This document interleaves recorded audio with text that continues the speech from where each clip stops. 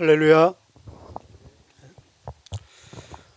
오늘 드디어 다윗이 사무엘로부터 기름 부음 받은 지 약 20년 만에 통일왕국 이스라엘의 왕으로 취임을 합니다. 감동적이죠? 우리도 함께 기뻐하며 또 축하하며 하나님께 감사드릴 필요가 있습니다. 왜냐하면 하나님의 말씀은 오늘도 여전히 살아 계셔서 동일하게 우리에게 적용되고 성취되는 말씀이기 때문에 그렇습니다. 오늘 본문의 내용을 요약해 보면은 먼저 다윗이 통일왕국의 왕이 되고 나서 하나님의 함께 하심으로 어떻게 점점 강성하여 가는지의 내용 몇 가지를 소개하고 있습니다. 그 첫 번째는 예루살렘을 점령을 해서 수도를 예루살렘으로 옮깁니다. 그 여호수아가 약속의 땅 가나안에 들어간 이래로 유일하게 400년 동안 정복하지 못한 지역이 있는데 거기는 바로 예루살렘에 살고 있는 여부수족입니다. 그런데 다윗이 통일왕국을 이루고 바로 여부수족도 제압을 하고 예루살렘으로 수도를 옮깁니다. 그리고 저 북쪽에 있는 두로왕 히람의 인적 물적 자원을 공급받아서 왕의 집, 왕궁을 건설하기도 하고 또 처첩을 더 많이 얻어서 이거 별로 좋은 내용은 아닌데 하여튼 자녀들이 더 많이 번성을 하는 내용도 나와 있습니다. 그리고 17절부터 25절까지는 블레셋과의 두 번에 걸친 전쟁에서 대승을 거두는 그런 내용이 나와 있습니다. 오늘 여러분과 함께 묵상하고 싶은 내용은 다윗이 기름 부음 받은 내용과 또 17절 이하에 나와 있는 블레셋과의 그 두 번에 걸친 전투를 통해서 우리에게 주시는 하나님의 메시지를 듣기를 원합니다. 우리가 잘 아는 대로 다윗은 세 번에 걸쳐서 기름 부음을 받습니다. 그런데 이 세 번에 걸쳐서 기름 부음 받는 사건에서 공통점은 뭐냐? 공통점은 다윗은 자기가 기름 부음을 받기 위해서 주도적으로 행동을 취한 적은 한 번도 없다는 것입니다. 철저할 만큼. 첫 번째 기름 부음은 사무엘상 16장에 나와 있습니다. 다윗이 10대 때 밖에서 양을 치고 있는데 집에서 오라고 해서 갔는데 사무엘이 기름을 부었습니다. 이게 진짜 얼떨결에 받은 기름 부음이죠. 그 다음에 두 번째 기름 부음은 사무엘하 2장에 나와 있는 것처럼 그가 그 당시에 블레셋 시글락으로 망명을 했습니다. 자기를 죽이려고 하는 사울을 피해서 망명을 하고 있는데 이제 사울이 죽었습니다. 그러면 당연히 자기 나라로 돌아가는 것은 당연하지 않습니까? 그럼에도 불구하고 다윗은 하나님께 묻습니다. 제가 갈까요? 가라. 어디로 갈까요? 헤브론으로 가라. 그래서 헤브론으로 가서 다윗은 그냥 성실하게 살고 있습니다. 살고 있는데 다윗 지파들이 와서 그 유다 지파들이 와서 다윗에게 기름을 붓고 다윗의 그 고향인 유다 지파의 왕으로 추대를 합니다. 그 12지파의 한 지파지요. 아주 적은 지파의 왕으로 자그마치 7년 반 동안 왕으로서 거기에서 다스리고 있습니다. 이 7년 반 동안 북이스라엘에서는 어떤 또 사건이 있습니까? 거기에서는 11지파, 훨씬 큰 11지파가 아브넬, 실질 그 세력자를 중심으로 해서 이스보셋, 사울의 아들 이스보셋을 왕으로 세워서 또 다른 왕국이 건설됩니다. 그런데 우리가 알다시피 이 아브넬도 죽고 또 이스보셋도 죽습니다. 그런데 다윗은 그들의 죽음을 기뻐하지 않고 오히려 슬퍼하면서 그들을 죽인 자들을 혼을 내줍니다. 그런데 이스보셋의 후계자 또 다른 왕은 나타나지 않고 이스보셋이 죽은 지 지금 5년이 됐습니다. 5년. 이스보셋은 2년 동안 왕을 했고 다윗은 지금 7년 6개월이 됐습니다.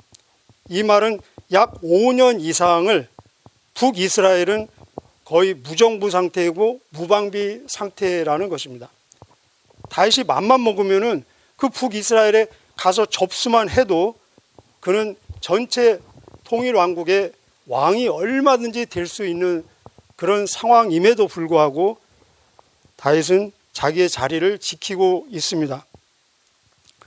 그래서 오늘 보면은 1절에 보면은 이스라엘 모든 지파가, 여기서는 11지파, 북쪽에 있는 11지파 모든 지파가, 그리고 3절에 보면은 또 이스라엘의 모든 장로들이, 이 말은 장로들은 그 당시에 백성의 대표자고 대변인들입니다. 그 모든 그 사람들이 와서 제발 우리의 왕이 되어달라고 지금 간청하면서 다윗과 그들이 하나님 앞에서 언약을 맺고 협약을 맺고, 그리고 그들이 친히 다윗에게 기름을 부어서 전체 통일 왕국의 왕으로 추대하는, 아마 인류 역사상 이렇게 모든 백성, 모든 개인의 지지를 받는, 완전 100%의 지지를 받으면서 왕이 되는 그런 사례도 아마 흔치 않을 것입니다.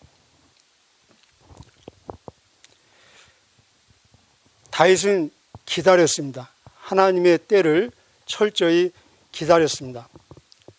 신앙은 뭐냐? 신앙은 믿으면서 기다리는 것이라고 말할 수 있습니다. 신앙이 무슨 뜻입니까?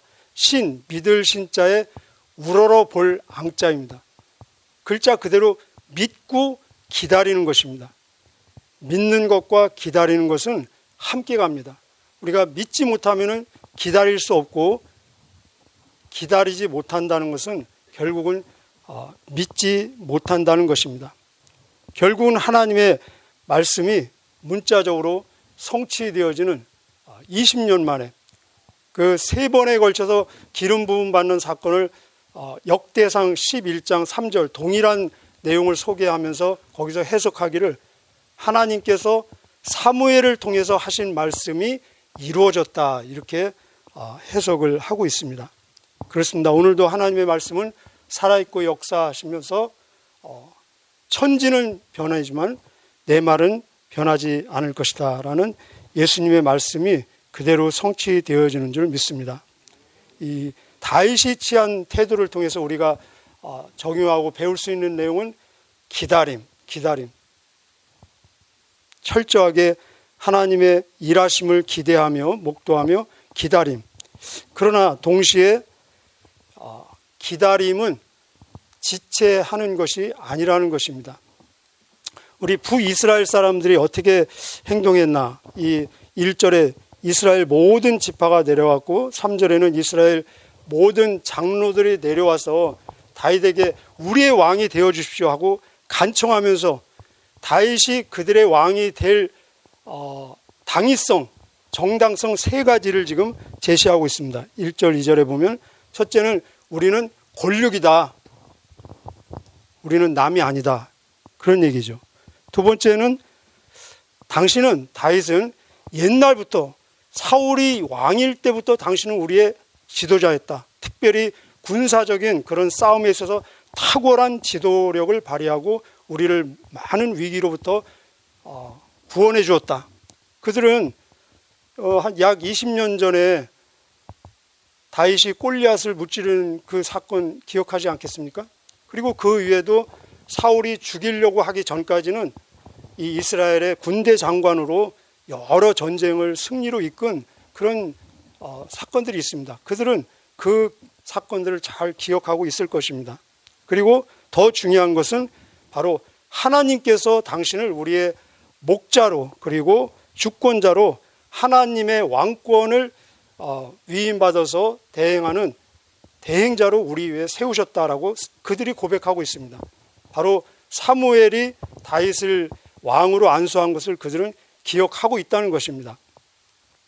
근데 이 북이스라엘 사람들이 이 세 가지를 언제 알았습니까? 지금 알고 지금 왔습니까?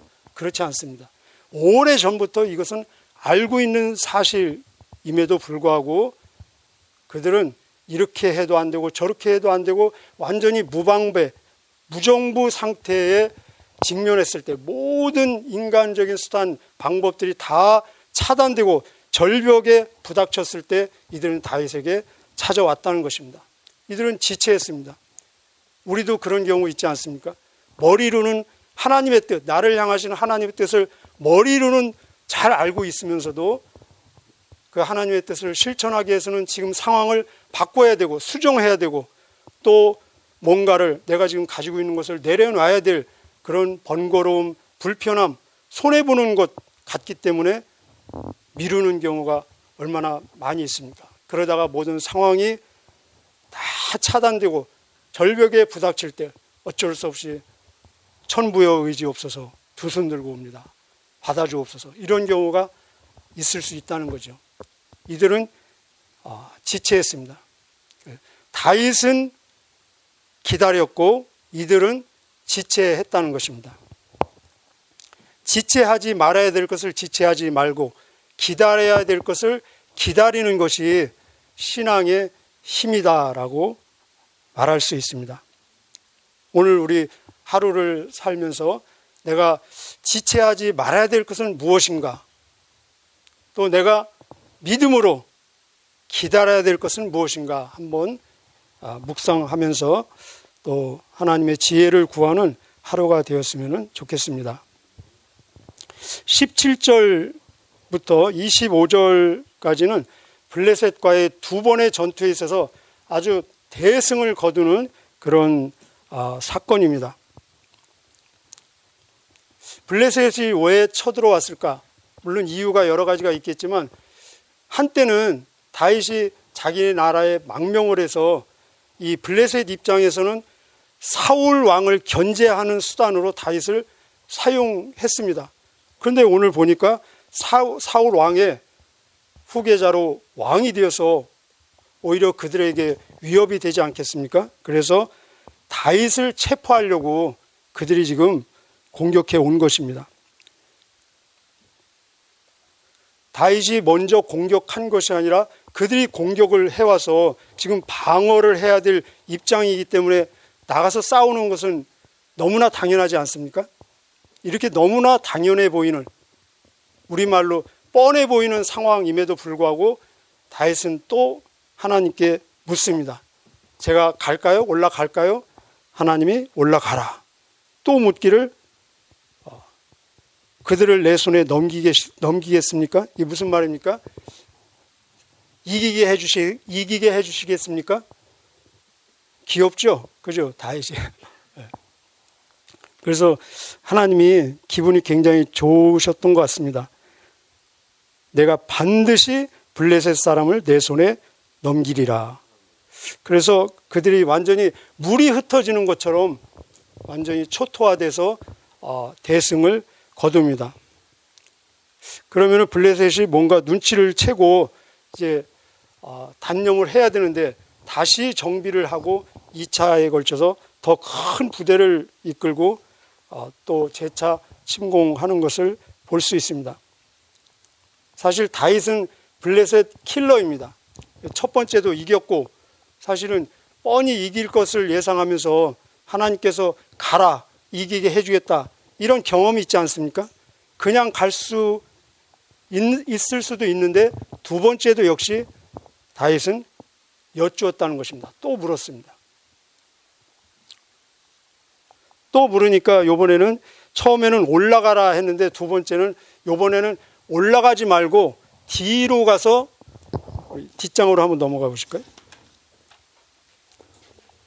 뒤로 가서 뽕나무 숲 쪽으로 가서 그들의 뒤를 공격해라. 1차 전쟁에서는 전면전을 펼쳐라. 그렇다면 2차 전쟁에서는 기습전을 펼쳐라. 그리고 너희들이 갈 때 24절에 보면 뽕나무 꼭대기에서 걸음 걷는 소리가 들리거든. 이거 행군, 군대의 행군 소리입니다. 뽕나무 꼭대기에서 군대의 행군 소리가 들리면은 그때 진격을 해라. 이 소리가 무슨 소리겠습니까? 이스라엘 군대의 소리는 절대 아니죠. 그죠? 그 소리가 들리거든 가라 했으니까. 그런데 블레셋 군대의 소리도 아닙니다. 뽕나무 꼭대기에서, 이 원래 뜻은 공중에서, 그러면 공중에서, 하늘에서 군대의 행군 소리가 들리거든. 바로 천군 천사, 하늘 군대의 지금 행진이 하늘에서 직접 파송되었다는 것입니다. 예수님께서 마태복음 26장에 보면은 기꺼이 자발적으로 체포를 당해 주시면서 이 제자들에게, 특별히 베드로에게 하신 말씀이 있습니다. 너는 내가 내 아버지께 구하면은 내 아버지 하나님께서 얼마든지 하늘의 군대, 하늘의 천군 천사 군대 12군단도 더 되는 천사들을 파송해 줄 수 있는 것을 너는 모르느냐. 얼마든지 할 수 있지만, 그러나 그렇게 하면은 나를 통해서 이루어질 이 말씀, 성경 말씀이 어떻게 이루어지겠느냐. 하나님의 말씀, 예언의 말씀을 성취하기 위해서 그런 모든 할 수 있는 권리를 지금 내가 스스로 사용하지 않는다는 말씀입니다. 하나님께서는 얼마든지 필요하면은 하늘의 천군 천사를 동원하셔서 직접 싸우시는 모습을 볼 수 있습니다. 그것을 우리가 바로 알 수 있는데, 그 밑에 보면은 뽕나무 꼭대기에서 걸음 걷는 소리가 들리거든 곧 공격하라. 그때 한번 같이 읽어보실까요? 그때 여호와가 너보다 앞서 나가서 블레셋 군대를 치니라. 누가 쳤습니까? 네, 하나님이 직접 치신 것입니다. 하나님이. 1차 전쟁보다 하나님께서는 더 구체적으로 개입하시고 더 관여하시고 더 직접 싸우셨다는 것입니다. 우리가 다윗에게서 배울 좋은 습관 중에 하나는 하나님께 묻는 습관입니다. 다윗에게 있어서 정말 하나님이 굉장히 기뻐하신, 좋아하신 습관 중에 하나가 묻는 습관. 우리도 자녀가 이렇게 말을 걸어오고 물어올 때 기쁘지 않습니까? 묻는다는 것은 모르는 것을 알기 위해서 묻는 것도 있지만, 묻는 것은 동의를 구할 때, 또 공감을 구할 때, 그리고 확인할 때, 그리고 더 주의를 환기시킬 때, 그리고 그 사건의 결과를 공동으로 책임을 더 부각시킬 때 우리는 묻습니다. 그리고 이 질문을 받은 사람은 거기에 대해서 더 그 과정을 더 깊이 관여하게 되고 더 관심을 표명하게 되고, 그리고 그 결과에 대해서 더 책임감이 더 커진다는 것입니다. 그리고 묻는다는 것은 무슨 뜻입니까? 묻는다는 것은 상대방이 어떻게 대답하느냐, 그 대답을 듣기 위해서 굉장히 민감하고 거기에 늘 관심을 집중하고 있다는 것입니다. 그렇습니다. 하나님은 우리가 이렇게 물을 때 굉장히 기뻐하시고 즐거워하시고, 기분이, 우리 표현으로 말하면 기분이 업된다는 것입니다. 하나님은 기계가 아니십니다. 하나님은 인격이시고, 하나님은 감정이 있으시고, 하나님은 기분이 있으신 분입니다. 여기 1차와 2차 하나님이 대처하는, 반응하는 방법이 전혀 다르지 않습니까?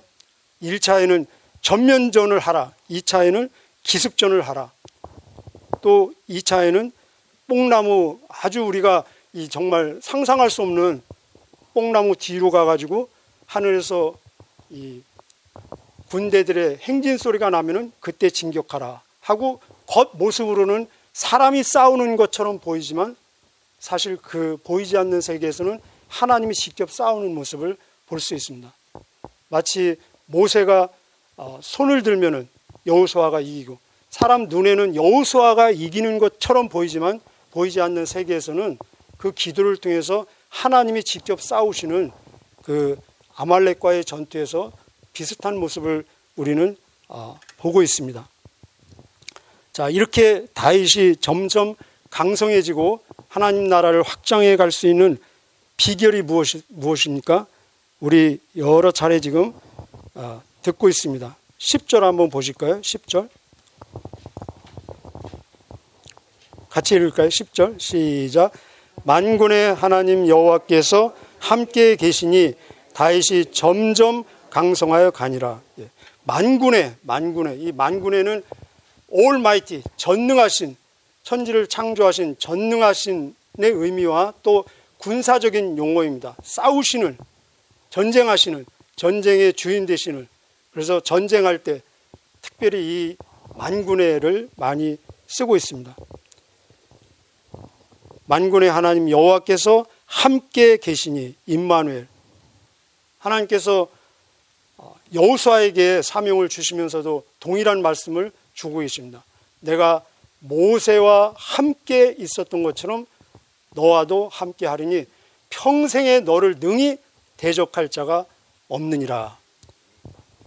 우리 예수님께서 이 땅에 바로 함께 하시는 하나님으로 오셨습니다. 그의 이름을 임마누엘이라 하리니 이는 하나님이 우리와 함께 하시다. 예수 그리스도는 히브리서 13장에 나와 있죠. 어제나 오늘이나 영원토록 동일하시니. 그리고 우리에게 약속하신 말씀, 내가 세상 끝날까지 너희와 항상 함께 하시리라. 아멘. 중요한 것은, 마지막입니다. 중요한 것은 우리가 알든 모르든 인식하든 인식하지 못하든 예수님은 성령님을 통해서 우리와 함께 하십니다. 믿죠? 그죠? 근데 중요한 것은 그 사실을, 함께 하신다는 사실을 우리가 인식하고 그리고 인정하느냐 못하느냐, 그것이 중요하다는 것입니다. 이 다윗에게 하나님이 함께 하시는 그 위대한 효력이 발생할 수 있었던 것은 함께 하시는 하나님을 그는 인식하고, 이것은 머리로 인식한 것이 아니라 그의 삶의 모든 여정을 통해서 함께 하시며, 나를 왕으로 세우신 분은 사람이 아니라 하나님이시고, 나를 왕으로 세우신 이유는 나의 부귀 영화를 위해서가 아니고 하나님의 백성을 섬기고 하나님의 나라를 세워가라는 그 목적으로 함께 하시고 점점 강성케 하셨다는 것을 몸으로 체득했다는 것입니다. 그래서 알았더라.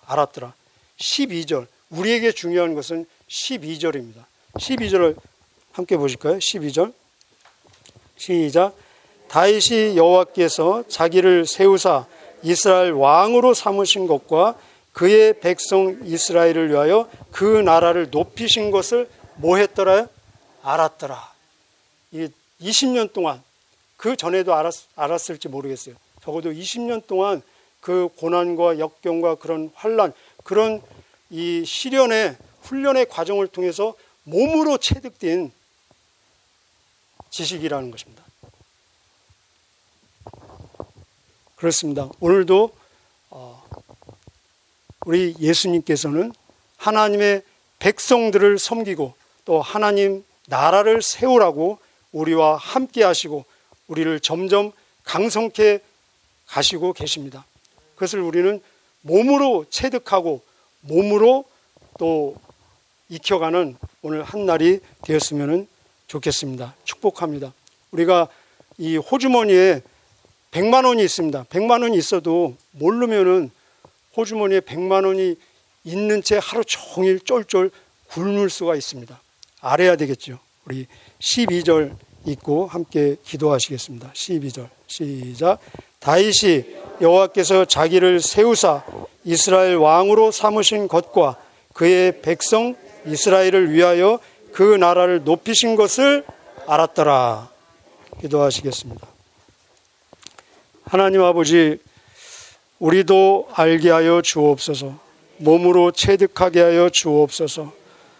지금도 살아 역사하시며 예수 그리스도는 어제나 오늘이나 영원토록 변함이 없으시고 내가 세상 끝날까지 너와 함께 하리라 하신 주님, 오늘 이 시간에도 우리와 함께 하시며 우리를 점점 강하게 하시고, 그러나 그 목적은 우리의 이기적인 욕구를 채우기 위한 것이 아니요 하나님의 백성들을 섬기며 하나님 나라를 세우기 위한 하나님의 영광을 위한 목적임을 우리 잘 깨닫게 하여 주시고 오늘도 하나님과 예수님과 성령님과 동행하는 기쁨과 감사와 감격이 넘치게 하여 주옵소서. 우리에게 지혜를 주셔서 지체하지 말아야 될 것은 지체하지 말게 하여 주시고 믿음으로 기다려야 될 것은 믿음으로 인내하며 기다리는 성숙한 저희들 되게 하여 주옵소서. 여기에 바쳐진 귀한 예물 그 속에 담겨있는 기도의 제목도 하나님의 선하시고 온전하시고 기쁘신 뜻 가운데 연락되어지는 제물과 그 기도가 되게 하여 주옵소서. 감사하며 예수님의 이름으로 기도하옵나이다. 아멘.